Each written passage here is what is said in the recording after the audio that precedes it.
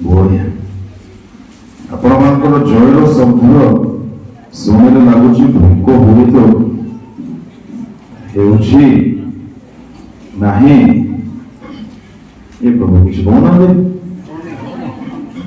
Hallelujah. ଗୋଟେ ଉଚ୍ଚ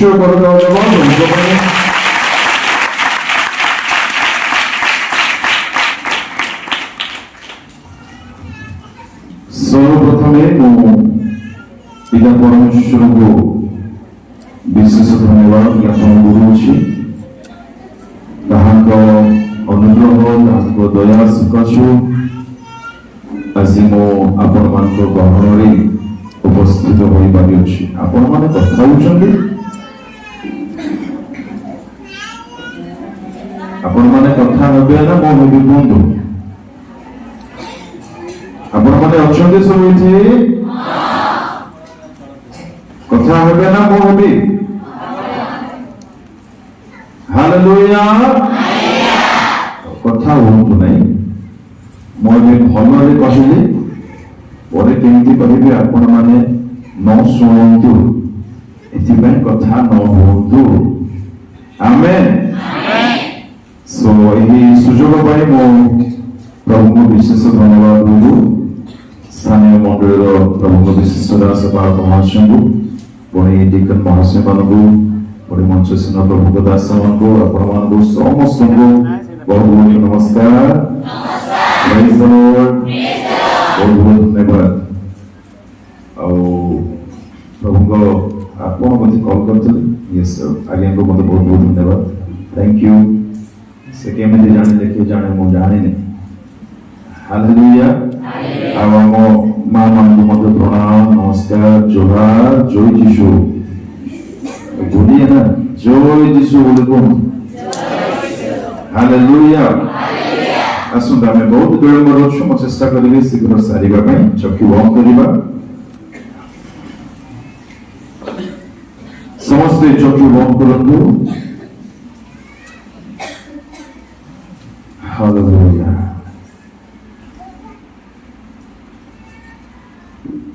मंगलमय परमेश्वर प्रभु,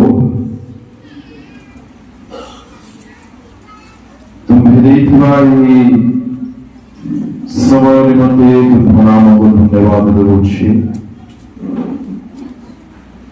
स्वर्गीय पिता, मैंने तुम्हार अवश्य शुणा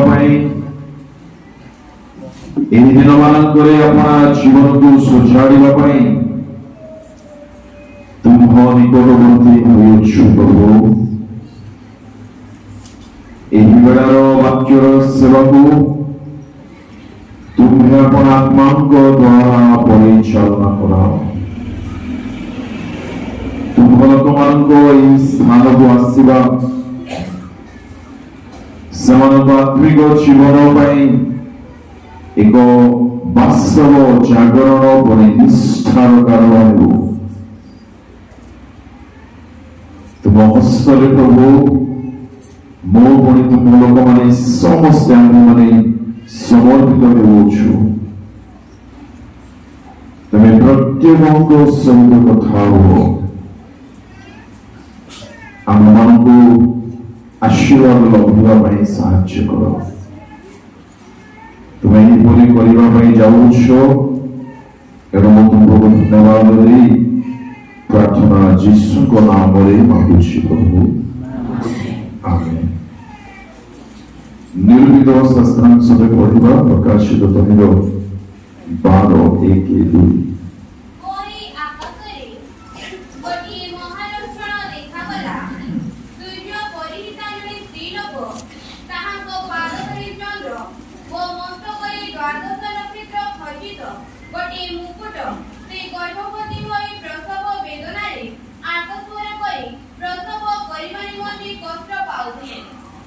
परमेश्वर को आश्चर्य गौरव बाक्य पूर्वक जीवा पूर्व बदली मु कहबी गोटे 2 लाइन। मोर नाम स्टीफन लिमा अटे। आम निज घर ब्रह्मपुर किंतु प्रभु महा अनुग्रह मो ब्रह्मपुर सहर में किछि वर्ष रही ईश्वर को सेवा कर सुजोग पाई। ଆଉ ପ୍ରଭୁଙ୍କ ମହାଦୟାରୁ ସେ ମୋତେ ବିଭିନ୍ନ ସ୍ଥାନକୁ ନିଅନ୍ତି। ଯଦି ମୁଁ ସତ କହିବି ଏଇ ସ୍ଥାନରେ ଠିଆ ହେବାର ମୋ ପାଖରେ କୌଣସି ଯୋଗ୍ୟତା ନାହିଁ। ଆପଣମାନେ କଣ ଦେଖିଲେ ମୁଁ କିଛି ଜାଣିନି, ଆପଣମାନେ ଯାହାକୁ ଦେଖିଲେ ଆଉ। ଏଣୁ ପ୍ରଭୁଙ୍କ ବହୁତ ବଡ ଦୟା ମୋ ପ୍ରତି ଅଛି, ତେଣୁ ମୁଁ ଠିଆ ହେଇପାରିଛି। ଏତିକି ମାତ୍ର ମୋ କଥା। ଆଉ ଆପଣମାନେ ମତେ 99% ଜାଣିନାହାନ୍ତି, ମୁଁ ମଧ୍ୟ ଆପଣମାନଙ୍କୁ ଜାଣିନାହିଁ। ତ ସେମ୍ ଟୁ ୟୁ। ଆଉ ଆପଣମାନେ ଯାହାକୁ ଜାଣିଛନ୍ତି ମୁଁ ତାଙ୍କୁ ଜାଣିଛି। ତେଣୁ ପ୍ରଭୁଙ୍କର ଗୌରବ ହେଉ। ପ୍ରଭୁ ସମସ୍ତଙ୍କୁ ଆଶୀର୍ବାଦ କରନ୍ତୁ। ବହୁତ ବହୁତ ଧନ୍ୟବାଦ। ପୁଣି ଥରେ ମୁଁ ବିନମ୍ରତା ସହିତ ଆପଣମାନଙ୍କ ପ୍ରତି ଧନ୍ୟବାଦ ଜଣାଉଛି କି ଆପଣମାନେ ଗୋଟେ ଛୁଆକୁ ଗୋଟେ ପିଲାକୁ ଅବକାଶ ଦେଇଛନ୍ତି। Thank you so much. ଲେଖାଗଲା ପରେ ଆକାଶରେ ଗୋଟିଏ ମହାଲକ୍ଷଣ ଦେଖାଗଲା। ଈଶ୍ୱରଙ୍କ ପ୍ରିୟ ଲୋକମାନେ, ଏହି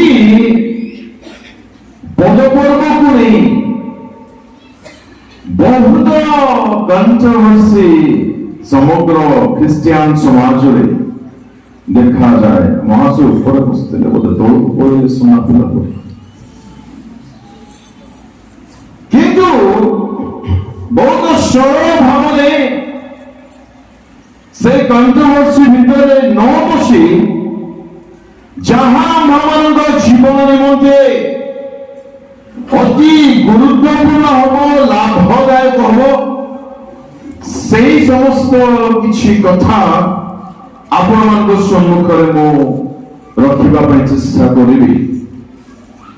ଇଂରାଜୀରେ ଲେଖାଯାଏ and there appeared a great wonder in heaven। ଓଡ଼ିଆରେ ଆକାଶ ଲେଖା ଅଛି, ଇଂରାଜୀରେ ସ୍ୱର୍ଗ ଲେଖା ଅଛି।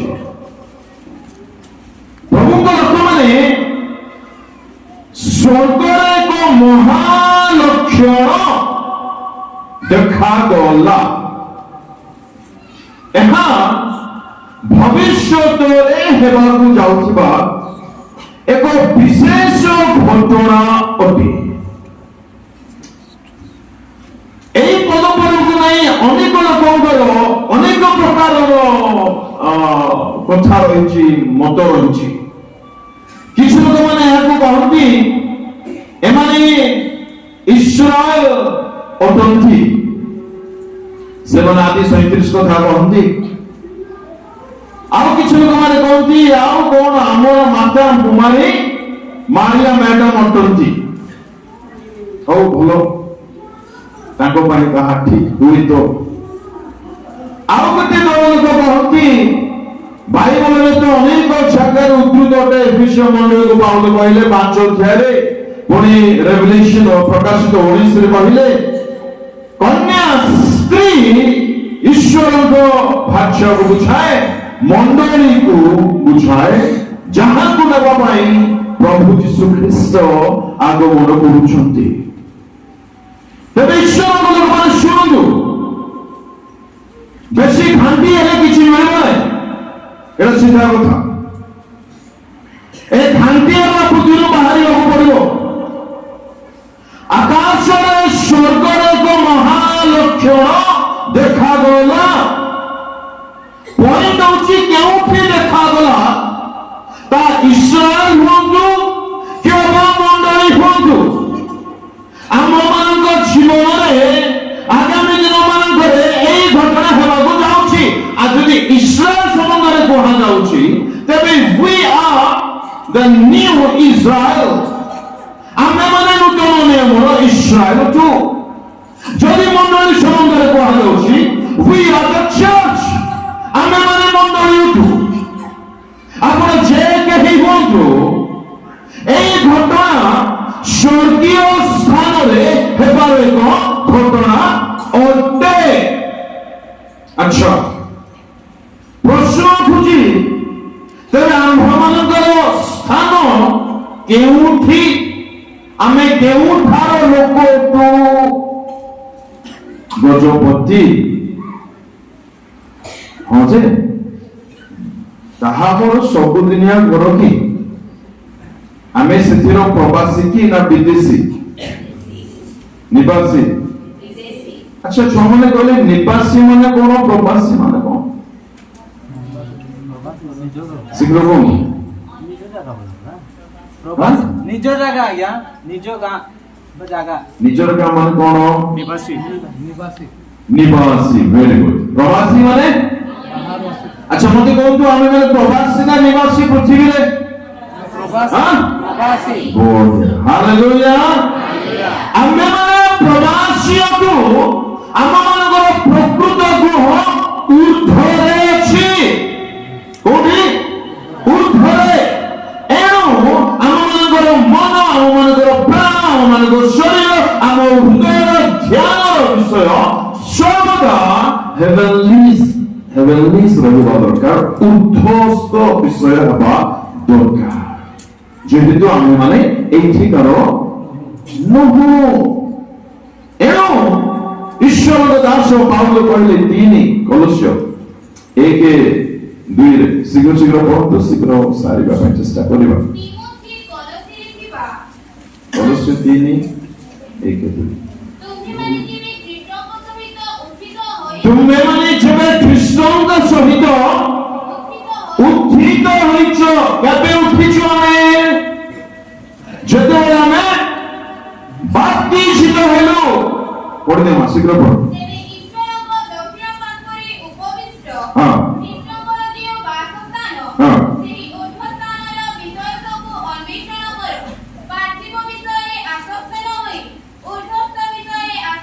ତୁମେମାନେ ଯେବେ ଖ୍ରୀଷ୍ଟଙ୍କ ସହିତ ଉତ୍ଥିତ ହୋଇଅଛ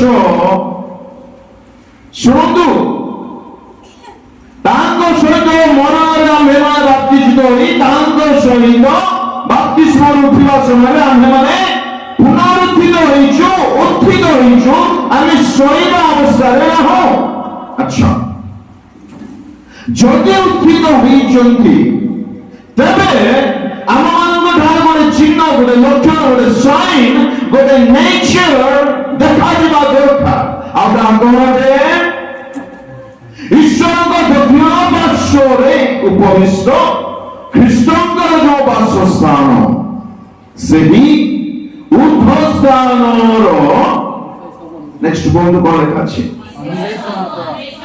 କଣ ଅନ୍ୱେଷଣ କର ଜୋରସେ କଣ ଆଉ ଜୋରସେ ଯଦି ଆପଣ ଉତ୍ଥିତ ହେଇଛନ୍ତି ତେବେ ଆପଣ ଗୋଟିଏ ବିଷୟକୁ ଖୋଜିବେ କଣ ଆପଣଙ୍କର ଅନ୍ୱେଷଣ ବିଷୟ କଣ ହବ ଉପରେ କଣ ଅଛି এই ঘটনা কেউঠিকার ঘটনা কেউঠার ঘটনা ঊর্ধ্বর ঘটনা আমার পজিশন কোঠি আমার ঘর কেউঠি প্রকৃত ঘর উপরে শুনতু ধ্যাନରେ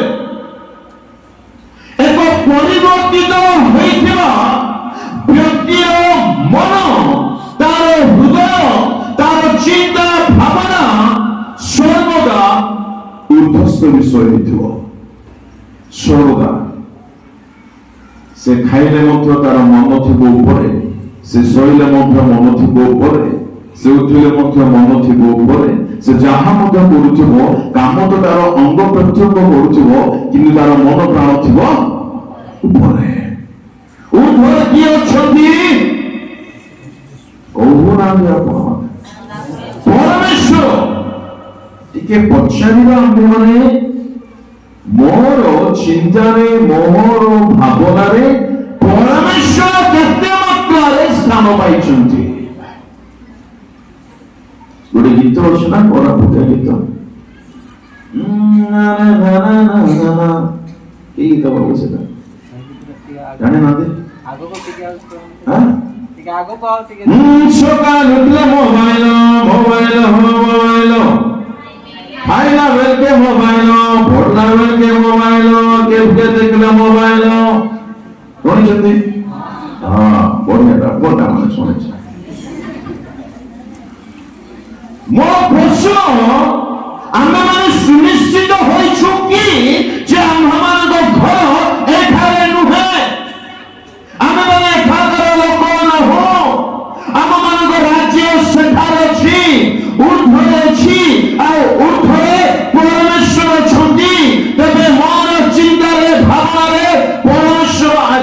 କେତେ ସମୟ ରହିଥାଉଛନ୍ତି। ମୁଁ ଏକାକୀ ଥିବା ବେଳେ ମୋର ଭାବନାର ବିଷୟ କିଏ ଅଟନ୍ତି? ସେ ଗୁଡ ମର୍ଣ୍ଣିଂ। ମୁଁ ଯେତେବେଳେ ଏକାକୀ ବସେ, ଏକଲା ଥାଏ ରୁମରେ, ଘରେ କିମ୍ବା ବାହାରେ, ମୋର ମାଇଣ୍ଡରେ କେଉଁ ବିଷୟ ଚାଲୁଛି ପଚାରିବ ନିଜକୁ, ତାହା ଜଣାଇଦେବ ଆମେ ମାନେ ପରିବର୍ତ୍ତିତ ହୋଇଛୁ ନା ଏମିତିକା ଚାଲିଛି। ଉର୍ଦ୍ଧ୍ୱସ୍ଥ ବିଷୟ ସବୁ, ମାନେ ଉର୍ଦ୍ଧ୍ୱରେ ଗୋଟେ ବିଷୟ ନାହିଁ।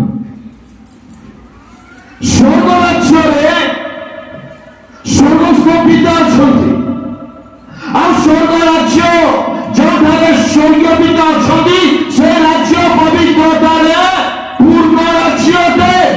ଯଦି କୁହାଗଲା ଉର୍ଦ୍ଧ୍ୱସ୍ଥ ବିଷୟ ସବୁ ଅନ୍ୱେଷଣ କର, ମାନେ ମୋର ଅନ୍ୱେଷଣ କରିବାର ବିଷୟ ମଧ୍ୟରୁ ପବିତ୍ରତା ମଧ୍ୟ ଏକ ବିଷୟ ହେବ, ପ୍ରେମ ମଧ୍ୟ ଏକ ବିଷୟ ହେବ, নম্রতা ମଧ୍ୟ ବିଷୟ ହେବ, ଗୌରବ ମଧ୍ୟ ବିଷୟ ହେବ, ସ୍ତୁତି ପ୍ରଶଂସା ମଧ୍ୟ ବିଷୟ ହେବ। ତେବେ ମୋର ପ୍ରଶ୍ନ, ଆମେମାନେ ଉର୍ଦ୍ଧ୍ୱସ୍ଥ ବିଷୟ ସବୁ କେତେ ସମୟ ଏଠାରେ କରିବା ପାଇଁ ଭଲ ପାଉଛୁ, ଆଉ ସେଠାକାର ବିଷୟ ମୋ ଠାରେ ଆଜି କେତେ ମାତ୍ରାରେ ଦେଖାଯାଉଛି? ଏଇଠି ତ ସବୁ ଚାଲିଛି ଯେ ତାହା କେଉଁ ଉଦ୍ଦେଶ୍ୟରେ ଚାଲୁଛି? ଏଣୁ ପାର୍ଥିବ ବିଷୟରେ ଆସକ୍ତ ହୁଅ न हुआ न हुआ। इस क्रिया समान हुआ नहीं। ଆପଣ ଜୀବନକୁ ପଚାରନ୍ତୁ ମା ଭାଇ ଭଉଣୀ ମାନେ, ଆପଣଙ୍କର ମାଇଣ୍ଡ ମନ କେଉଁଠି ବସିଛନ୍ତି? ତ ଏଇଠି ମନ ଅଛି ତ? Great wonder in heaven, ଏ ସ୍ୱର୍ଗ ବିଷୟରେ ମଣ୍ଡଳୀର ସ୍ଥାନ ପୃଥିବୀ ନୁହେଁ ନା। ଆମେ ମାନେ ଏଠି ପ୍ରବାସୀ ଅଛୁ, ଏଠା ଆମର ସବୁଦିନିଆ ଚିରକାଳ ନଗର ନୁହେଁ। ଏ କଥା କହିଲେ ଅବ୍ରାହମ ଆରମ୍ଭରୁ ଦୁଃଖିତ ମୁଖ୍ୟମନ୍ତ୍ରୀ ଅଛି, ଥଣ୍ଡା ଟିକେ ହେଇଯାଇଛି, ଏଣୁ ତମେ ବୁଲି ଥାଉଛୁ ତ ବହୁତ ଭଲ। ହାଲେଲୁୟା। ଅବ୍ରାହମ କହିଲେ ମୁଁ ତୁମ୍ଭମାନଙ୍କ ମଧ୍ୟରେ ପ୍ରବାସୀ ଆଉ ବିଦେଶୀ ଦେଶୀ ଚାରିକି ପଢନ୍ତୁ।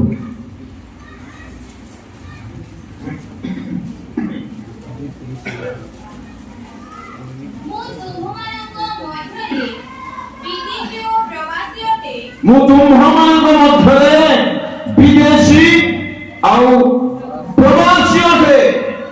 ପ୍ରଭୁଙ୍କ ଲୋକମାନେ ଅବ୍ରାହମଙ୍କ ପାଖରେ ଘର ବନେଇବା ପାଇଁ ସମ୍ପତ୍ତି ଧନ ଥିଲା ନା ନାହିଁ? 13:1-2 ଲେଖାଯିବ। 2 ପଦରେ ବସିକି ପଢୁନା, ଠିଆ ହବନି। 2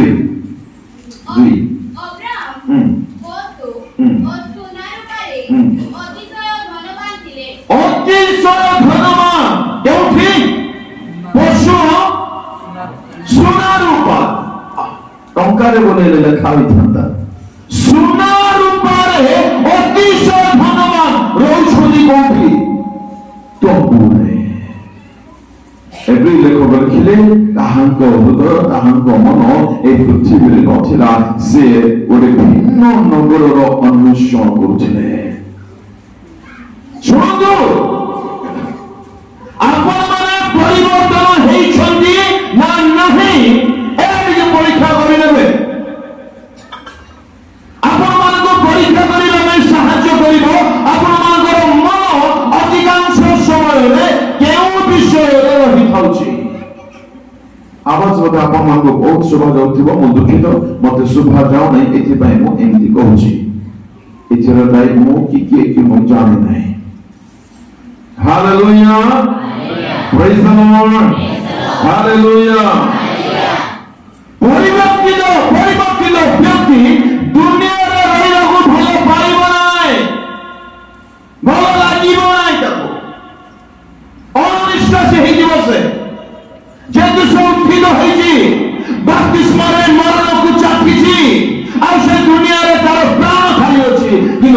ଜୀବନ ସବୁ ଉର୍ଦ୍ଧ୍ୱରେ ଅଛି।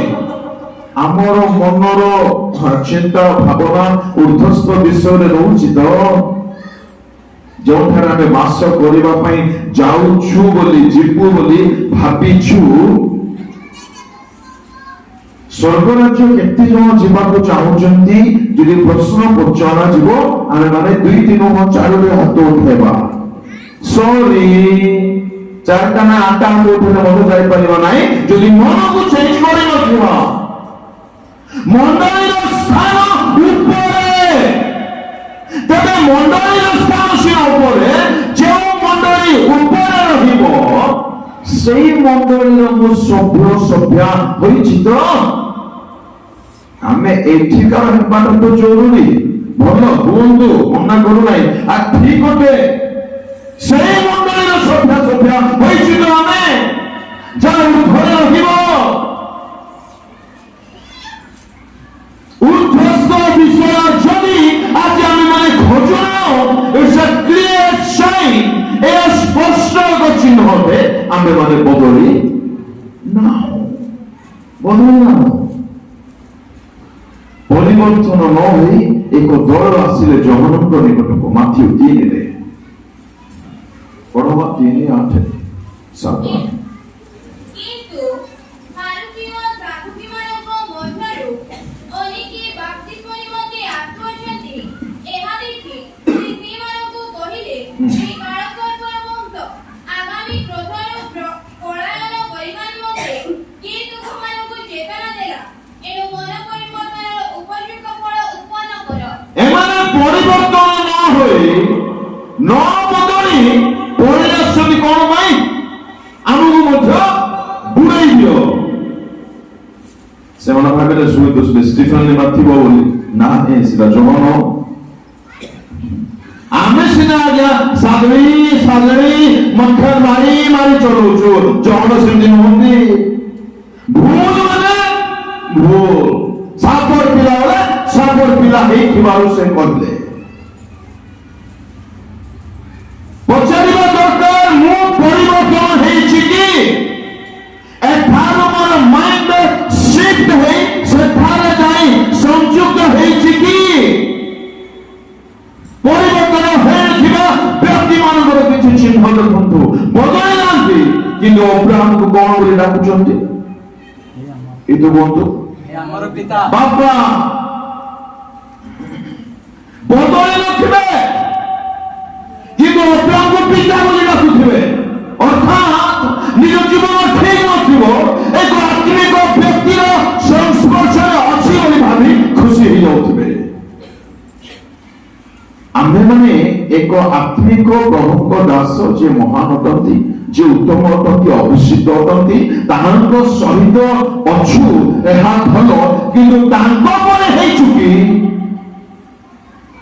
ସେ ତାଙ୍କର ଯେପରି ସ୍ୱଭାବ ଆମର ସେପରି ସ୍ୱଭାବ ହେଲା କି? ନା ଖାଲି ଅବ୍ରାହମ ଆମର ପିତା ବୋଲି କହି ଖୁସି ହେଇଯାଉଛୁ। ସୁନା ରୂପାରେ ଅତି ଧନବାନ ଥିଲେ, କିନ୍ତୁ ମନ ସୁନା ରୂପାରେ ନାହିଁ।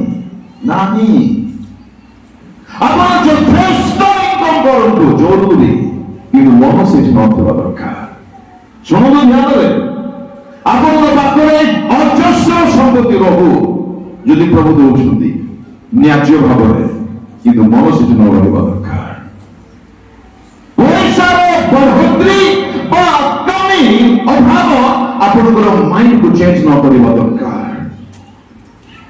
ଯେତେବେଳେ ଆମ ହାତ ପଇସା ଦେଖିନଥିଲା, ସେତେବେଳେ ଯେପରି ପ୍ରାର୍ଥନା କରୁଥିଲୁ, ଯେପରି ଆଣ୍ଠଉଥିଲୁ, ଯେପରି ଉପବାସ କରୁଥିଲୁ, ଏଇ ଟଙ୍କା, ଏଇ ହାତ ଟଙ୍କା ଦେଖିଲା ପରେ ଆମେ ବଦଳି ଯାଇ ନାହୁଁ ତ?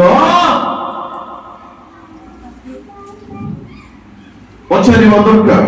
ଯେତେବେଳେ ଆମର ପରିବାରରେ ଘର ନଥିଲା, କୁଡ଼ିଆ ଘରେ ଥିଲୁ, ସେତେବେଳେ ଯେମିତି ଆମର ଆତ୍ମିକ ଉଦ୍ଦୀପନା ଥିଲା, ପ୍ରଭୁ ଘରଟେ ଦେଲା ପରେ, ପୁଅ ଝିଅମାନଙ୍କ ଜୀବନ ସେଟା ଦେଲା ପରେ ଆମମାନଙ୍କର ସ୍ୱଭାବର ପରିବର୍ତ୍ତନ ପରିଲିଖିତ ହୋଇଯାଏ ନାହିଁ ତ? ସେ ନମ୍ରତା ଏବେ ମଧ୍ୟ ଅଛି ତ? ସେ ଭୟଭକ୍ତି ଏବେ ମଧ୍ୟ ଅଛି ତ? କେଉଁ ବିଷୟ ଆମ ଠାରେ ମନ କେଉଁ ବିଷୟରେ ଆମର ମନ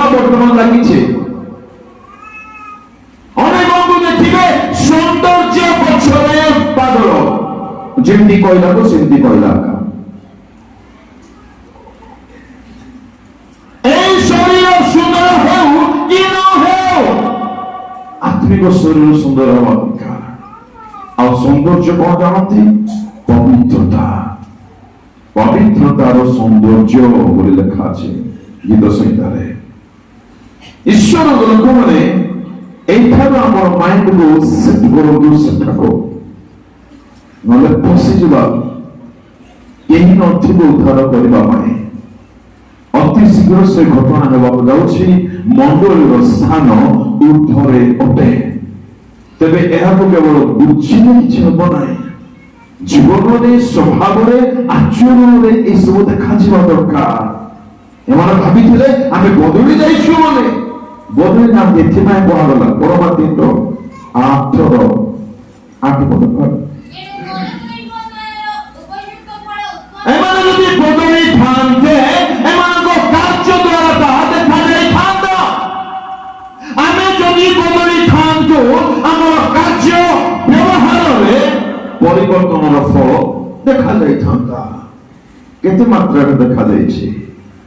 ଯଦି ଦେଖାଯାଉ ନାହିଁ, ଆମ୍ଭେମାନେ ଆପଣାର ମନକୁ ପୃଥିବୀରୁ ଉର୍ଦ୍ଧ୍ୱକୁ ନେଇନାହୁଁ। ଆମେ କେବଳ ଭାବୁଛୁ ଆମେ ସେଠାକାର ଲୋକ ବୋଲି, କିନ୍ତୁ ସ୍ୱଭାବ ଦ୍ୱାରା ତ ଆମ୍ଭେମାନେ, କାର୍ଯ୍ୟ ଦ୍ୱାରା ତ ଆମ୍ଭେମାନେ ତାହା ସ୍ୱୀକାର କରୁନାହୁଁ। ଆପଣ କହିବେ ଆପଣ ବିଶ୍ୱାସ କରନ୍ତି କି ଆମେ ମଣ୍ଡଳୀ ଉର୍ଦ୍ଧ୍ୱରେ ରହିବୁ? ଆନ୍ସର କଣ ହବ? ହଁ।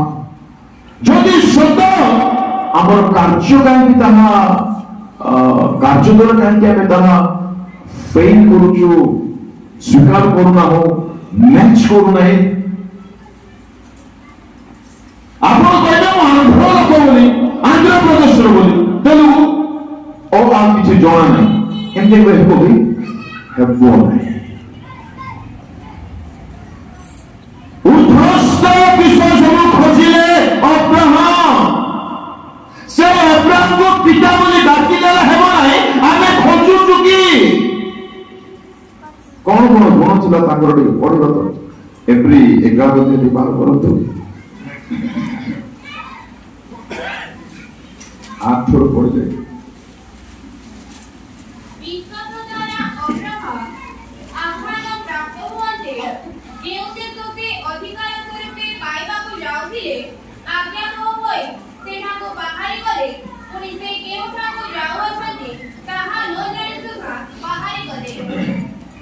ବସିକି ପଢୁମା। ଯେଉଁ ଦେଶ ସେ ଅଧିକାଂଶ ରୂପେ ପାଇବାକୁ ଯାଉଥିଲେ, ଆଜ୍ଞାବହ ହୋଇ ସେଠାକୁ ବାହାରିଗଲେ। ଆଉ କେଉଁଠାକୁ ଯାଉଛନ୍ତି ତାହା ଜାଣୁନାହାନ୍ତି। ଅମୁକ ଈଶ୍ୱରଙ୍କ ଦାସଙ୍କ ସହିତ ଶୁଣ ଜ୍ଞାନରେ ମୋର ଭଲ ସମ୍ପର୍କ ଅଛି। It doesn't mean at all କି ଆପଣ ଭଲ ଅଟନ୍ତି। ଜିହୁଦାର ଯୀଶୁଙ୍କ ସହିତ ସମ୍ପର୍କ ଥିଲା ତ? ଜିହୁଦା ଯୀଶୁଙ୍କ ପରି ଥିଲା ନା ଜିହୁଦା ପରି ଥିଲା? ଅମୁକ ଆଜ୍ଞା ବୋଲି କହିଲେ କିଛି ହେବ ନାହିଁ। ମୋର ବାପା ଅବ୍ରାହମ, ତ ଅବ୍ରାହମ ଯେପରି ଆଜ୍ଞାବହ ଜୀବନ କଟାଇଲେ ଆମେ କାଟୁଛୁ କି ବିଶ୍ୱାସ ତାଙ୍କର? ଦେଖନ୍ତୁ, ମତେ ସମୟ ମିଳିଲେ ଆସନ୍ତା କାଲି କହିବି। ବିଶ୍ୱାସ ଦ୍ୱାରା ସେ ବିଦେଶୀ ସ୍ୱରୂପେ ପ୍ରତିଜ୍ଞାର ଦେଶରେ ପ୍ରବାସୀ ହୋଇ ପ୍ରତିଜ୍ଞାର ସହାଧିକାରୀ ଇସାକ ଯାକୋବ ସହିତ ତମ୍ବୁରେ ରହିଲେ। କାରଣ ଏ 10 ପଦ ପଢ।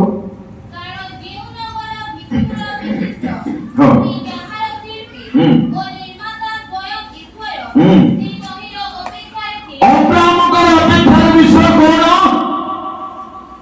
ଉଦ୍ଧସ୍ତ ବିଷୟ। ଆଜି ଆମେ କେଉଁ ବିଷୟର ଅପେକ୍ଷାରେ ରହୁଛୁ? ସକାଳୁ ଉଠୁ ତାର ମେସେଜ ଆସିଛି ତ, ହେଲେ ମେସେଜ ଯାକ ବାଇବଲରେ ଥାଉଛି। ଆଜ୍ଞା ହ୍ୱାଟ୍ସଆପ ନମ୍ବରରେ ବାଇବଲ ଥାଉଛି ପରି ଲାଗୁଛି। ସକାଳୁ ଉଠୁ ତ ଆମର ହାତ ଆଖି ବନ୍ଦ ହେଇକରି ବାଇବଲ ଧରିବାକୁ ଛଟପଟ ନା ମୋବାଇଲ? ଆମର ଖୋଜିବାର ବିଷୟ କଣ?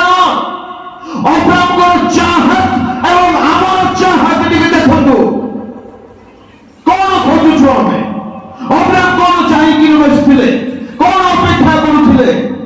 ସବୁ ଥିଲା ତାଙ୍କ ପାଖରେ, ଧନ ସମ୍ପତ୍ତି, ସୁନା ରୂପା, ପଶୁ, ଦାସ ଦାସ ସବୁ ଥିଲା, କିନ୍ତୁ ମନ ସେଇଠି ନାହିଁ, ସେଇଠି ନାହିଁ। ମନ ଉର୍ଦ୍ଧ୍ୱରେ ଅଛି।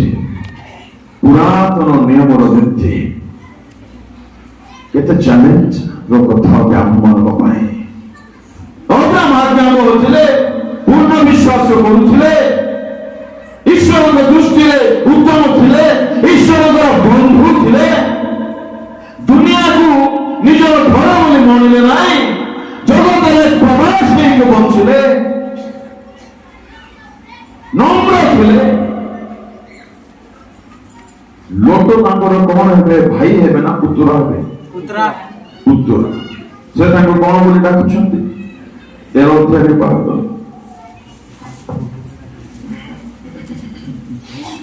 ପଢନ୍ତୁ, ବାହାର କରି ପଢନ୍ତୁ ଶୀଘ୍ର। 13:8। ଏଣୁ ଅବ୍ରାହମ ଲୋଟଙ୍କୁ କହିଲେ, ମୁଁ ବିନୟ କରୁଅଛି, ତୁମ୍ଭ ଆମ୍ଭ ମଧ୍ୟରେ ପୁଣି ତୁମ୍ଭର ପଶୁପାଳକ ଓ ମୋର ପଶୁପାଳକ ମାନଙ୍କ ଅବ୍ରାହମର ପଶୁପାଳକ, ଲୋଟ ପଶୁପାଳକ ମଧ୍ୟରେ ଘୋର ଝଗଡା ହେଇଗଲା। ତ ଅବ୍ରାହମ ଯେହେତୁ ତାଙ୍କ ଠାରୁ ବହୁତ ବଡ଼ ଅଛନ୍ତି, ସେ ତାଙ୍କୁ ମନକୁ ଆସିଲା ପରି ଯଥେଷ୍ଟ ଝଗଡା କରି ଗାଳି କରି ତାଙ୍କୁ ତଳି ଦେଇ ପାରିଥାନ୍ତେ, କଲେ କି ନାହିଁ? ଆଉ କଣ ଲେଖା ଅଛି ଏଠି? କାରଣ ଆମ୍ଭେମାନେ ଭାଇ। ବିନୟ କରୁଛି, କି କଥା? କେବେ ଛୋଟ ଲୋକଙ୍କୁ ଅନୁରୋଧ, ଆଜ୍ଞା ସାର୍ ପ୍ଲିଜ ସାର୍ ରିକ୍ୱେଷ୍ଟ କରୁଛି ସାର୍, ଛୋଟ ମାନଙ୍କୁ କେବେ ଏପରି କୁହାଯାଏ କି? ପ୍ରାୟତଃ ସାଧାରଣ ଭାବରେ କୁହାଯାଏ।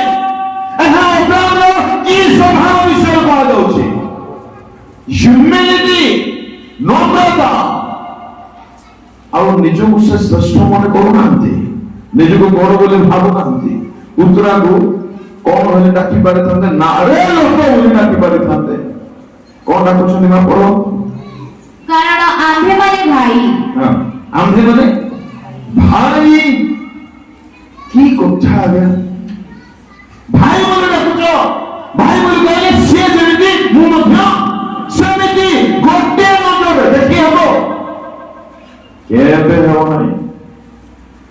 ଗୋଟେ 1000 ଟଙ୍କା 2000 ଟଙ୍କା ଆମ ଦରମା ବଢିଲା କି ନାହିଁ, ତଳ ଲୋକମାନଙ୍କୁ ଆମେ କେମିତି ଅନଉଛୁ କେ ଜାଣେ ନାହିଁ। ଅବ୍ରାହମର ଶିଖିବା ଦରକାର। ଏଥିପାଇଁ ଯୌନ କହିଲେ ବଦଳ, ଫେର, ପରିବର୍ତ୍ତନ ହୁଅ। ଖାଲି ବୁଡ଼ିବାକୁ ଆସିଲେ ମୁଁ ବୁଡ଼େଇ ଦେବି ନାହିଁ କହିଲେ। ସେମାନେ ଚେଞ୍ଜ ହେଇନାହାନ୍ତି। ତାଙ୍କର ଖୋଜିବାର ବିଷୟ ପିତା ନଥିଲେ। ଅବ୍ରାହମକୁ କେବଳ ପିତା ବୋଲି ଡାକି ସନ୍ତୁଷ୍ଟ ନ ହେଉ, ତାଙ୍କର ସ୍ୱଭାବ ଆମମାନଙ୍କ ଠାରେ ଦେଖାଯିବା ଦରକାର। ପରିବର୍ତ୍ତନ ହୋଇନଥିବା ଲୋକମାନଙ୍କର ପ୍ରଥମ ଚିହ୍ନ, ସେମାନେ ଆତ୍ମିକ ଲୋକଙ୍କ ସହିତ ସମ୍ପର୍କରେ ଅଛନ୍ତି ବୋଲି କେବଳ ଖୁସି ହେଇଯିବେ। କିନ୍ତୁ ଅବ୍ରାହମଙ୍କର ଯେପରି ସାକ୍ରିଫାଇସ୍ ଥିଲା, ଆତ୍ମିକ ଲୋକମାନଙ୍କର ଯେପରି ସାକ୍ରିଫାଇସ୍ ଜୀବନ, ସେପରି ଆମର ଅଛି ତ? କେତେ ସମୟ ଆମେ ଈଶ୍ୱରଙ୍କ ସାନ୍ନିଧ୍ୟରେ କ୍ଷେପଣ କରୁଛୁ? ଆପଣ କହିବେ କରୁଛୁ ଆଜ୍ଞା, ମୁଁ କହିବି ଭଲ। ଆଚ୍ଛା, ଈଶ୍ୱରଙ୍କ ନିକଟକୁ ଆମ୍ଭେମାନେ ଯୋଉ ଯାଉଅଛୁ, ଯିବା ପଛର କାରଣ ଉଦ୍ଦେଶ୍ୟ ଟିକେ ମତେ କହିବେ ତ? ଆମେ କାହିଁକି ଯାଉଛୁ? ଆମ ଗାଁ ଗୁଡାକରେ ଏଇଟା ହୁଏ ନାହିଁ, ଆଗରୁ ମଧ୍ୟ ହୁଏ ତ ହେଉନଥିଲା, ମୋର ଏତେ ଧାରଣା ନାହିଁ। ସହରାଞ୍ଚଳଟା ଆଗରେ ବି ହଉଥିଲା, ଏବେ ବହୁତ କମି ଯାଇଛି। କଣ? ଆମ ଘରକୁ ଆସିବେ, ଦାଣ୍ଡ ଦୁଆରକୁ ଆସିବେ ଆଉ କହିବେ ମା ବାବୁ ବୋଲି କହିବେ। ତାଙ୍କୁ କଣ କୁହାଯାଏ? ଜୋରସେ ଜୋରସେ। ଆଚ୍ଛା, ସେମାନେ କଣ କରନ୍ତି? କଣ କହନ୍ତି ଆମକୁ? କଣ ମାଗନ୍ତି? କଣ ଦେଉ ଆମେ? ମତେ କୁହ, ଆମେ ଯେତେ ବସିଛୁ ଇନକ୍ଲୁଡିଂ ମି, ଆମେ ତାଙ୍କ ନିକଟକୁ ଯାଉଛୁ, ଆଉ ମା ବୋଲି ତ ଡାକୁନୁ, ଫୁସଲେଇବାକୁ ପିତା ବୋଲି ଡାକୁଛୁ, କଣ ମାଗୁଛୁ?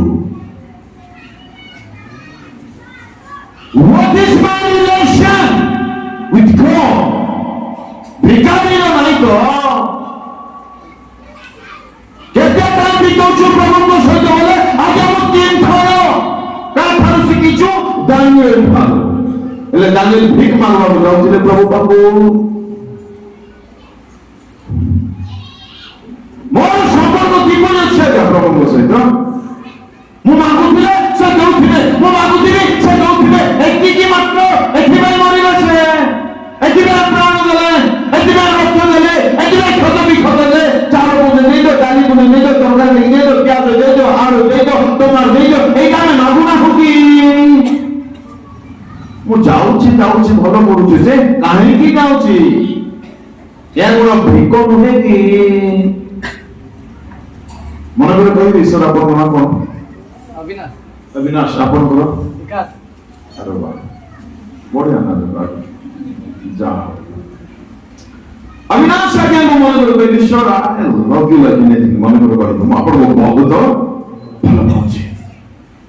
ଭଲ ପାଉଛି ବୋଲି ପ୍ରତିଦିନ ପାଖକୁ ଯିବି କଥା ନାହିଁ ବାର୍ତ୍ତା ନାହିଁ କେମିତି ଅଛ କେମିତି ନାହିଁ ଖାଲି ଦିଅ ଦିଅ ଦିଅ ଦିଅ ଦିଅ କମା ଦେଇଦେଲା କାନ ମଠାରେ ଗୋଟେ याको प्रेम संपर्क कुहाजिब कि कुहाजिब प्रेमिक ठारू चाहिबो ना प्रेमिक को चाहिबो ओ उत्तर दियो ठीक है जोर से प्रेमिको को चाहिबो प्रेमिक को ना ता ठारू प्रेमिको को उत्तर आसो नहीं जोर से बोलो हां मोर प्रेमिक किए ऊपर अछंती अच्छा मु तांको पाखु जाउछि जे तांको चाहुछि ना तांको ठारू खाली चाहुछि ब्रह्मपुर सफाई तला मछरे नहीं डॉक्टर वर्ष बढ़िया टॉपिक दिथिले पढिबा तो देते बेड़ा को 3 और 4 डी पढले से मोहर मांस वो मोरे सॉरी चारी रो चारी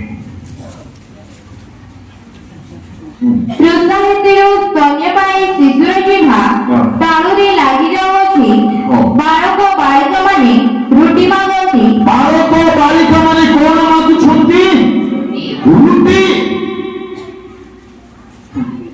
ଓ କେହି ସେ What is this ruti? कौन आता है रुटी? जरा बालक बालिकाମାନେ ମାଗିଲେ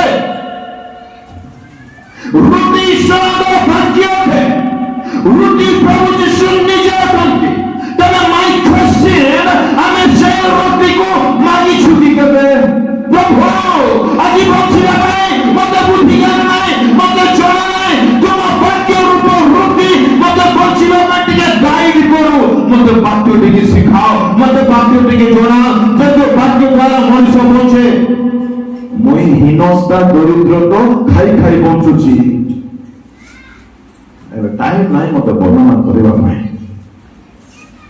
ପରିବର୍ତ୍ତନ ଯଦି ହେଇଥାନ୍ତୁ ପ୍ରେମିକକୁ ଖୋଜିଥାନ୍ତୁ ସିଧା କଥା ମୁଁ ପ୍ରେମିକକୁ ଖୋଜୁଛି ନା ପ୍ରେମିକ ଠାରୁ ଖୋଜୁଛି ସବୁ ଥିଲା ଅବ୍ରାହମ ପାଖରେ ଲାଜର ପାଖରେ କିଛି ନଥିଲା ଅବ୍ରାହମ ମଧ୍ୟ ତାଙ୍କୁ ଖୋଜିଲେ ଏ କିଛି ନଥିବା ବ୍ୟକ୍ତି ମଧ୍ୟ ତାଙ୍କୁ ଖୋଜିଲେ ସବୁ ଥିଲା ଏସବୁ ଦରକାର ନାହିଁ ସେଠି ମନ ନାହିଁ ଅବ୍ରାହମଙ୍କର ଲାଜର ପାଖରେ କିଛି ନାହିଁ ଦେହ ଭଲ ଥିଲା ସ୍ୱାସ୍ଥ୍ୟ ଠିକ ଥିଲା ଲେଖା ଅଛି ଦେହ ଯାକ ଘା ଟିକେ ଚିନ୍ତା କରନ୍ତୁ ଦେହ ଯାକ ଘା ଟିକେ ଥଣ୍ଡା ହେଇଛି ଯେ ମୁଁ କେମିତି ହେଇଯାଉଛି ତାକୁ ପୁଣି ଦେହ ଯାକ ଘା ଛାଡ଼ିଦେଲେ ଯୀଶୁକୁ ପ୍ରଭୁଙ୍କୁ ଛାଡ଼ିଦେଲେ ତ୍ୟାଗ କଲେ ଆଉ ଦରକାର ନାହିଁ କହିଲେ ନା ଖାଇବାକୁ ଥିଲା ପିନ୍ଧିବାକୁ ପିଇବାକୁ ରହିବାକୁ ପରିବାର ଟଙ୍କା ପଇସା ଧନ କିଛି ନଥିଲା ତାଙ୍କର ହୃଦୟରେ ଏକମାତ୍ର ବାଞ୍ଛା ଏକମାତ୍ର ଇଚ୍ଛା ମୋତେ ଯୀଶୁ ଦରକାର ମୁଁ ତାଙ୍କ ପାଇଁ ବଞ୍ଚିବି ପ୍ରଭୁଙ୍କ ଲୋକମାନେ ଏହା ପରିବର୍ତ୍ତିତ ବ୍ୟକ୍ତିର ଚିହ୍ନ ଯଥେଷ୍ଟ ଥିଲେ ବି ମନ ସେଠି ନଥିବାର ଅଛି କିଛି ନଥିଲେ ବି ମନ ସେଠି ନଥିବାର ଅଛି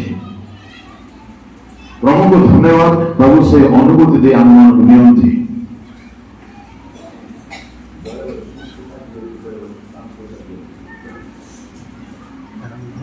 ହାଲେଲୁୟା। ଶୁଣିଦେଲେ ନା କେମିତି ସିକ୍ରେଟ କହୁଥିଲେ। ପ୍ରେଜ୍ ଦ ଲର୍ଡ। ଚେଞ୍ଜ ହେଇଛୁ କି ଆମେ? ତାଳି ମାରିବା ଚେଞ୍ଜ ଲକ୍ଷ୍ୟ ନାହିଁ ନା। ସମସ୍ତେ ତାଳି ମାରନ୍ତି, ମୋର ଝିଅ ମତେ ମାରି ପକଉଛି, କିଛି ଜାଣିନାହିଁ। ପରିବର୍ତ୍ତନ ବ୍ୟକ୍ତିର ପ୍ରଥମ ଚିହ୍ନ ତାର ମାଇଣ୍ଡ ଦୁନିଆରେ ରହିବ ନାହିଁ। ଯେହେତୁ ଜାଣିଛି ସେ ମଣ୍ଡଳୀ ଗଲେ ସେଇ ମଣ୍ଡଳୀର ସ୍ଥାନ ଉର୍ଦ୍ଧ୍ୱରେ, ସେ ଉର୍ଦ୍ଧ୍ୱସ୍ଥ ବିଷୟ ସବୁ ଖୋଜୁଥିବ। ସବୁ ବିଷୟରେ ତାର ପରିବର୍ତ୍ତନ ଦେଖାଯିବ, ଇନକ୍ଲୁଡିଂ ତାର ପ୍ରାର୍ଥନାରେ ମଧ୍ୟ ପରିବର୍ତ୍ତନ ଦେଖାଯିବ। ପରିବର୍ତ୍ତନ ଦେଖାଯିବ। ନମ୍ବର 1 ସାଇନ୍ ପରିବର୍ତ୍ତନ ହୋଇନଥିବା ବ୍ୟକ୍ତିର ପ୍ରଥମ ଚିହ୍ନ ହେଉଛି ସେମାନେ ଆତ୍ମିକ ଲୋକମାନଙ୍କୁ ଆତ୍ମିକ ପିତା ବୋଲି ମାନିବେ, ତା ସହିତ ସେମାନଙ୍କ ପରି ହେବା ପାଇଁ ଚେଷ୍ଟା ମଧ୍ୟ କରିବେ, ଆଉ ହେବା ଯେ ପ୍ରୟାସ ଜାରି ରଖିବେ, କେବଳ ବାପା ବୋଲି ଡାକିଦେବେ ନାହିଁ। Hallelujah. Praise the Lord. जोर से Hallelujah. परीक्षा करंतु आमे माने प्रकृତରେ परिवर्तन हेइछु ना ठोकेई होई रहिछु। बहुत दुख लागे ए जे देखा जानांती मो खुशी टिके हेइछि, किंतु किछि किछि कनेक्शन्स अछि। झियो मानक कथा कहूछि, ध्यान दे। जते झियो बोली निजको भाबुछ, झियो माने ध्यान दे शुणो ना। परमेश्वर शरीर कहीं देइछन्ते तांको गौरव पाई, तांको महिमा पाई। तेबे एई शरीर को जदि मो एक्सपोज करूची, देखेउची, तेबे तो द्वारा ईश्वर को नाम गौरवान्वित हेउथिबो कि? देखो अधा लोक माने मुंडरे ओरमने देनाते एबे दियो नाही। ताको ठगो मते प्लीज ठगो, ताको के ठगी पारबो? परिवर्तन होइतिबा व्यक्तिर सब विषय चेंजेस देखा दियो, सब विषय चेंज हो, ताको कहबो करबो नाही। भगवान प्रभु शरीर ता कोन पाई दैछन्ति? करिन्थियो 6:13-6:20 पढ़ नहीं था, टाइम नहीं। ए शरीर द्वारा ईश्वर को नाम को गौरव मानिबा दरकार। ए शरीर प्रभु को पाई हटे, पाप पाई नुहे। शरीर भांति हेबा पाई दिया देछि। अच्छा हमें भौणी माने आम कपड़ा वस्त्र जेंति स्टिचिंग करूछु, ताहा टिके अधिक भला हो पॉलिश स्टिचिंग करूछु ना टिके अधिक दिसु पॉलिश स्टिचिंग करूछु, सिलाई करूछु। स्पेशल यूथ मीटिंग नाइट तो कुटकुटा करे ही थांदा। एहस वस्त्र को चिन्ह होते जाने बदलिनो बहुत दुख लागे। घरे थिबे भाईना पिंथिबो फुल ट्राउजर, ए झियो पिंथिबो हाफा। देखो ए परिवर्तन स्वभाव नुहे, गुण नुहे। आमर समस्त विषय परिवर्तन परिलक्षित हबो, जेहेतु आमर मन एठी नथिबो। दुनिया भाड़ में जाए भाई, आमर ध्यान से पर नथिबो। मरियम ठारो आमे शिखिछु कि आमर कटिंग ड्रेस माने मरियम ठारो ना एस्तर दीदी ठारो, रुतो भाईना मैडम ठारो। आमर पोशाक जो परिधान आमे करूछु, आमे काको देखैबा पई चाहूछु एतो द्वारा। निजको हमको देखिले लोक मानक पाखको कोन संवाद जाउछि। आमर पोशाक परिधान अन्य माने देखि जाउछन्ति तो अरे बाप रे कोन झियो पूरा चेंज गला से तर वस्त्र कहूछि। हमको देखि लोके कहिबे सेमति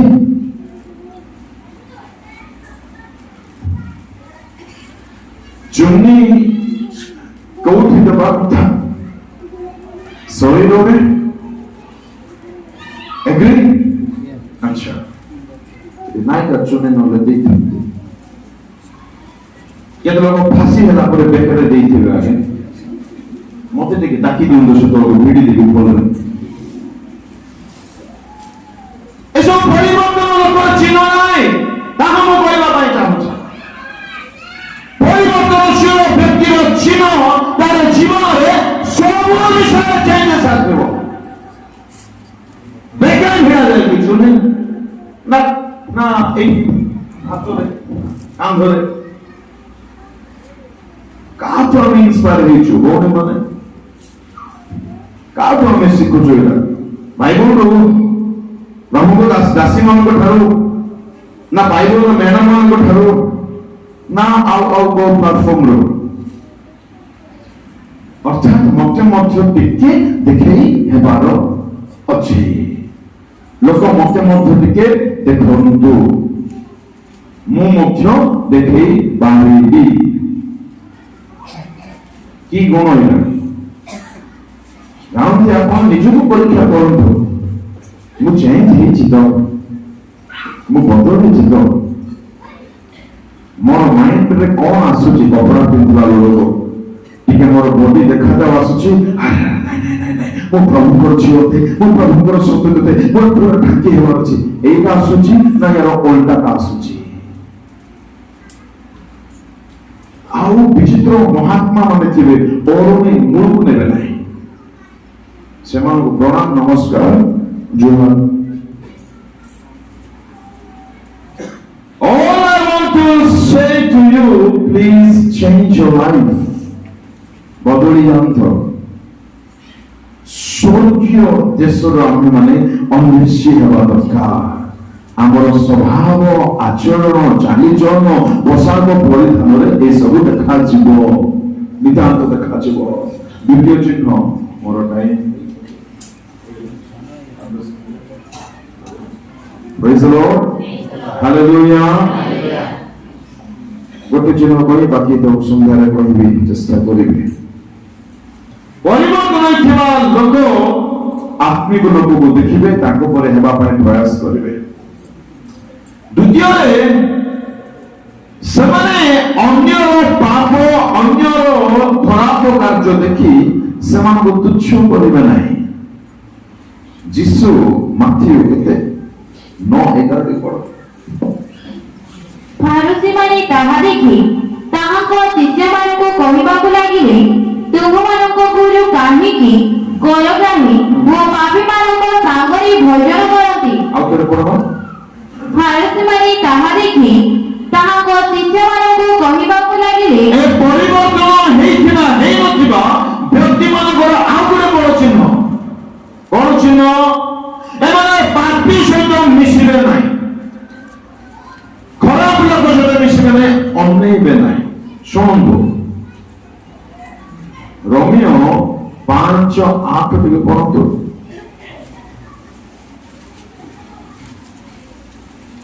କିନ୍ତୁ ଆମ୍ଭେମାନେ ପାପୀ ଥିବା ସମୟରେ ସୁଦ୍ଧା ଆମେମାନେ ଯେତେବେଳେ ପାପରେ ଥିଲୁ ଅପରାଧରେ ଥିଲୁ ଅଧର୍ମରେ ଥିଲୁ ସେତେବେଳେ ଯୀଶୁ ଆସି ନରକରେ ଆମକୁ ଭର୍ତ୍ତି କରିଦେଲେ କି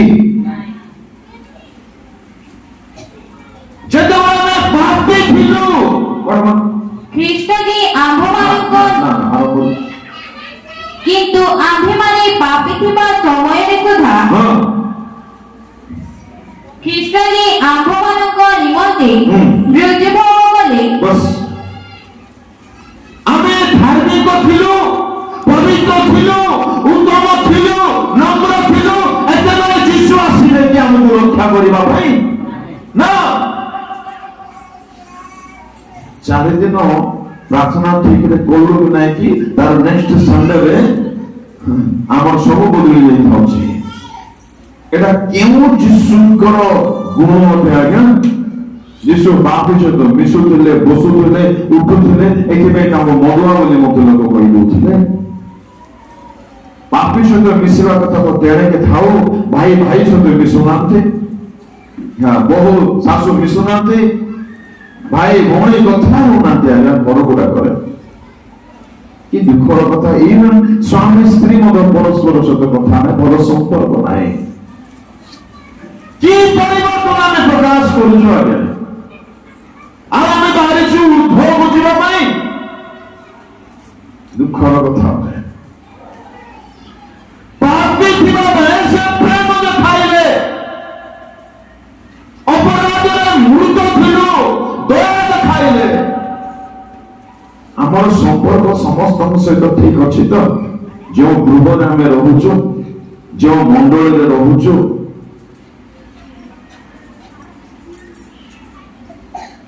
ମୁଁ ଏ ଗାଁ କଥା କିଛି ଜାଣେ ନାହିଁ, ବହୁତ କଷ୍ଟ ଲାଗେ କିଛି କିଛି ଗାଁରେ ନା ପାଳକ ବାବୁଙ୍କ ସହିତ ବିଶ୍ୱାସୀ କିଛି ଥାନ୍ତି, କଥା ହୁଅନ୍ତି ନାହିଁ। ମଣ୍ଡଳକୁ ମାତ୍ର ଆସୁଥିବେ, ସେମାନେ ମଣ୍ଡଳକୁ ଆସନ୍ତୁ, ମିଟିଂ ଯାଆନ୍ତୁ, ଫାଷ୍ଟିଂ କରନ୍ତୁ, ସ୍ୱର୍ଗ ଯାଇପାରିବେ ତ? କ୍ଷମା ନେଇପାରିବାନି ଆମେ? କି କଥା! ପରିବର୍ତ୍ତନ ହେଇନଥିବା ବ୍ୟକ୍ତି ଏମିତି ରହିବ? ମନେ କରନ୍ତୁ ଆପଣ ଉତ୍ତମ ଅଟନ୍ତି, ଆପଣ ଭଲ ଅଟନ୍ତି, ଆପଣ ନମ୍ର ଅଟନ୍ତି, ଆପଣ ପବିତ୍ର ଅଟନ୍ତି, ଆପଣ ଦୀର୍ଘଶ୍ୱାସୀ ଅଟନ୍ତି, ଆପଣ ଆତ୍ମିକ ଅଟନ୍ତି, ସେ ଖରାପ ଅଟେ ତ ଆପଣ ଶୋଇବେ ନାହିଁ କିପରି? ଆମେ ଭଲ ନଥିବା ବେଳେ ସେ ଆସି କ୍ଷମା କଲେ, ଦୟା କଲେ, ଅନୁଗ୍ରହ କଲେ, ମାଡ଼ ଖାଇଲେ, ରୋଗ ଦେଲେ। ଆମେ ଭଲ ନଥିବା ବେଳେ ପରିବର୍ତ୍ତନ ହୋଇଥିବା ବ୍ୟକ୍ତି ଯୀଶୁଙ୍କ ପରେ ସମସ୍ତଙ୍କ ସହିତ ମିଶିବେ, କିନ୍ତୁ ତାଙ୍କ ଦ୍ୱାରା ପ୍ରଭାବିତ କେବେ ହେବେ ନାହିଁ। ନା, ତାହା ଗୋଟେ ପରିବର୍ତ୍ତନର ଲକ୍ଷଣ। ପ୍ରଭୁ ସାହାଯ୍ୟ କରନ୍ତୁ। There appear a great wonder in heaven. ଏଥିପାଇଁ ମୁଁ ମୂଳରୁ କହିଲି କଣ୍ଟ୍ରୋଭର୍ସିରେ ଆମେ ମାନେ ରହିବା ନାହିଁ, କିଛି ହବ ନାହିଁ ସେଠି। ଆମର ଅର୍ଥ କଣ, ତାର ଅର୍ଥ କଣ, ଯାଇଦେଲୁ କିନ୍ତୁ ଅର୍ଥ ବଦଳାକୁ ହାରିଛି, ବଦଳିଲୁ, ପରିବର୍ତ୍ତନ ହେଲୁ, ମାନେ ନା ପବିତ୍ର ହେଲୁନି ଆମେ। ସେଇ ଧାରାରେ ଅନନ୍ତ ନରକର ହ୍ରଦ ଆମ ପାଇଁ ଅପେକ୍ଷା କରିଛି। ଆମେ ଯଦି ମଣ୍ଡଳୀୟ ସ୍ଥାନ ଉପରେ ଆମେ ପ୍ରଶ୍ନ ପଚାରିବା, where is my mind set? କୋଉଠି ମୋର ମାଇଣ୍ଡ ସେଟ୍ ହେଇଛି? ଟଙ୍କାରେ ନାହିଁ ତ, ଧନରେ ନାହିଁ ତ, ସୌନ୍ଦର୍ଯ୍ୟରେ ନାହିଁ ତ, ଟିଭି ପଛରେ ନାହିଁ ତ, ମୋବାଇଲରେ ନାହିଁ ତ, ଦୁନିଆରେ ନାହିଁ ତ, କପଡ଼ାରେ ନାହିଁ ତ, କୋଉଠି ଅଛି ମାଇଣ୍ଡ? ପାଉଲ କହିଲେ ଯଦି ଉତ୍ଥିତ ହେଇଛ ଏ ଦୁନିଆରେ ମନ ରହିବ ନାହିଁ। ଆମେ ଟ୍ରୁଲି ୱାଟର ବାପ୍ଟାଇଜ୍ଡ ହବୁ, ସତରେ ବାପ୍ତିସ୍ମ ନେଇଛୁ, ସତରେ ନିଜ ନିମନ୍ତେ ମରିଛୁ, ସତରେ ଉତ୍ଥିତ ହେଇଛୁ। ଯଦି ଏହା ସତ, ଆମର ସ୍ୱଭାବ, ଆଚରଣ, ଚାଲିଚଳନରେ ଗୋଟିଏ ବିଷୟ ଦେଖାଯିବ, ଏଇ ପିଲା ଖାଲି ନା କହିକି ଅଛି, ଆର ମନ ପ୍ରାଣ ଧ୍ୟାନ ସବୁ ଉପରେ ଅଛି। ଏହା ଆମ ସମ୍ବନ୍ଧରେ କୁହାଯାଇ ପାରୁଛି ତ ଆଜି? ଆସନ୍ତୁ ଚକ୍ଷୁ ବନ୍ଦ କରିବା। ହାଲେଲୁୟା। ସମସ୍ତ ଚକ୍ଷୁ ବନ୍ଦ ହେଉ।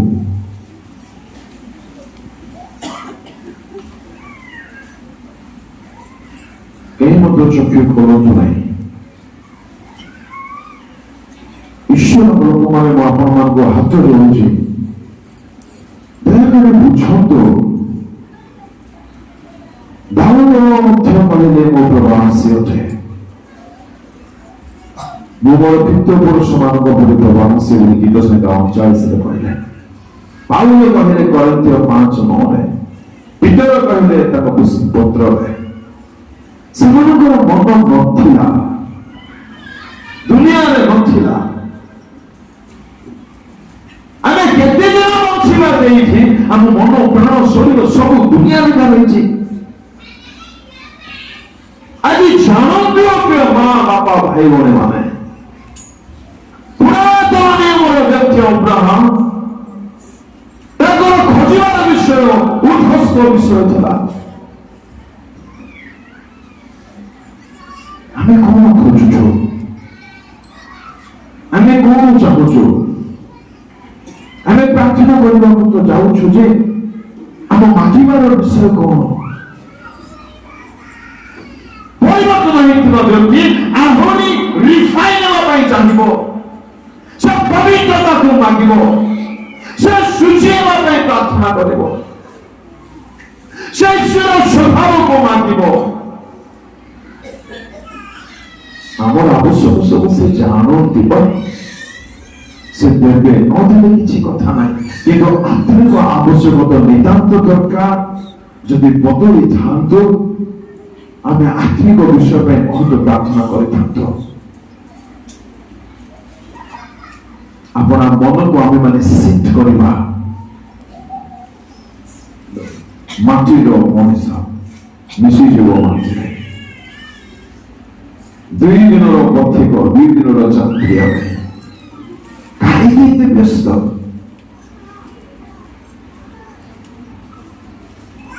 ଈଶ୍ୱରଙ୍କ ଲୋକମାନେ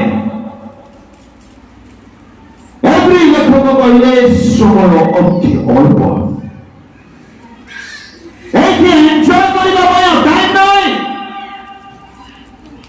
ଆପଣ ଯେ କେହି ହୁଅନ୍ତୁ, ମୁଁ କହିବା ପାଇଁ ଚାହୁଁଛି ଈଶ୍ୱରଙ୍କ ଆଡୁ ଯଦି ଚେଞ୍ଜ ହେଇନାହାନ୍ତି ଆପଣଙ୍କ ସ୍ଥାନ ଉପରେ ରହୁନାହିଁ। କେତେ ଚେଞ୍ଜ ହେଲୁ ଆମେ ଆଜି? ଯଦି ପ୍ରଭୁ କଥା କହିଲେ এই সময়ে নম্র ହୁଅନ୍ତୁ, କ୍ଷମା ମାଗନ୍ତୁ, ଫେରନ୍ତୁ। ଆପଣଙ୍କର କଥା ଭାଷାରେ ତାହା ଦେଖାଯିବ, କପଡ଼ରେ ତାହା ଦେଖାଯିବ, ଚାହିଁବା ବିଷୟରେ ତାହା ଦେଖାଯିବ, ପ୍ରାର୍ଥନାରେ ତାହା ଦେଖାଯିବ। ସବୁ ବିଷୟରେ ପରିବର୍ତ୍ତନ ଦେଖାଯିବ ଯଦି ପରିବର୍ତ୍ତନ ହୋଇଥିବେ। କେଉଁ ବିଷୟରେ ପ୍ରଭୁଙ୍କୁ ଦୁଃଖ ଦେଇଛନ୍ତି, ଏଇ 1 ମିନିଟ୍ ଆପଣମାନଙ୍କ ହସ୍ତରେ ଦଉଛି। କ୍ଷମା ମାଗନ୍ତୁ, ପରିଷ୍କୃତ ହୋଇ ଚେଞ୍ଜ ଏହି ସ୍ଥାନରୁ ଯାଆନ୍ତୁ। ହାଲେଲୁୟା, ପ୍ରେଜ୍ ଦ ଲର୍ଡ।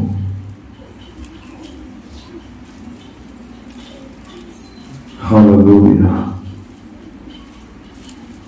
ଯେଉଁମାନେ ନିରୋଗ ରହିବେ ଆପଣ ବୁଝିବେ, ପ୍ରଭୁ ଜାଣନ୍ତି।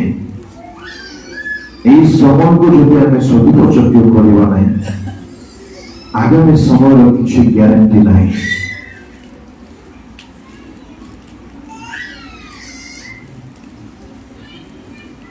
ସ୍ୱର୍ଗ ପିତା, ତୁମକୁ ଧନ୍ୟବାଦ ଦେଉଛି ପ୍ରଭୁ। ତୁମ ବାକ୍ୟ ପ୍ରକାଶ କରେ ଆମେମାନେ ଦୁନିଆରେ ପ୍ରବାସୀ ଅଛୁ ପ୍ରଭୁ। ସ୍ୱର୍ଗୀୟ ସ୍ଥାନରେ ଲକ୍ଷଣ ଦେଖାଯାଉଛି, ସେଠାରେ ଆମମାନଙ୍କର ଚିରକାଳ ନଗର ଅଛି। କିନ୍ତୁ ପ୍ରଭୁ ଦୁଃଖର କଥା, ଆମମାନଙ୍କ ମନ ବଦଳି ନାହିଁ ପ୍ରଭୁ। ଆମେ ଏବେ ଯାଇ ଉର୍ଦ୍ଧ୍ୱସ୍ଥ ବିଷୟ, ସ୍ୱର୍ଗସ୍ଥ ବିଷୟ ସବୁ ଖୋଜୁନା ପ୍ରଭୁ। ଏଣୁ ଆମେମାନେ ଦୁଃଖିତ ହତୁ, କ୍ଷମା କର ପ୍ରଭୁ, କ୍ଷମା କର ପ୍ରଭୁ। ଆମେ ବଦଳି ନା ହଉ ପ୍ରଭୁ, କ୍ଷମା କର। ଆମ ଖୋଜିବାର ବିଷୟ ହଉ, ଦୁଷ୍ଟ ବିଷୟ ହଉ, ତୁମେ ହଉ, ଆତ୍ମିକ ବିଷୟ ହଉ, ଆମ ମାଗିବାର ବିଷୟ ମଧ୍ୟ ତୁମେ ହଉ, ସ୍ୱର୍ଗସ୍ଥ ବିଷୟ ହଉ। ଆମକୁ truly change କର ପ୍ରଭୁ, ଚେଞ୍ଜ କର, ଦୟା କର। ଯେଉଁମାନେ ଦୁଃଖିତ ନିଜ ସ୍ୱଭାବ ପାଇଁ, ବ୍ୟବହାର ପାଇଁ, ଗୁଣ ଚରିତ୍ର ପାଇଁ ଏବଂ କ୍ଷମା ପ୍ରାର୍ଥନା କରୁଛନ୍ତି, ତମେ ଆପଣ ଦୟା ଗୁଣରେ ସେମାନଙ୍କ ପାପ, ଅପରାଧ, ଧର୍ମ କ୍ଷମା କରିଦିଅ। ବଦଳିବା ପାଇଁ, ତୁମକୁ ଖୋଜିବା ପାଇଁ ସାହାଯ୍ୟ କର। କଥା କହିଛ, ଧନ୍ୟବାଦ। এই বাক্য সহিত হরণ করে নেও প্রভু, শতগুণ ফল উৎপন্ন করো। সন্ধ্যাকালীন সেবা কার্যের মধ্যে ফেরব, তোমার ଲୋକମାନଙ୍କୁ ଆଣ, କଥା କୁହ, ଉଦ୍ଧୃତ ହେବା ପାଇଁ ସାହାଯ୍ୟ କର। ଧନ୍ୟବାଦ ପ୍ରଭୁ। ସବୁ ମହିମା, ଗୌରବ, ସମ୍ଭ୍ରମ କେବଳ ତୁମକୁ ଦେଇ এই প্রার্থনা যিশুଙ୍କ ନାମରେ ମାଗୁଛି ପ୍ରଭୁ, ଆମେନ୍।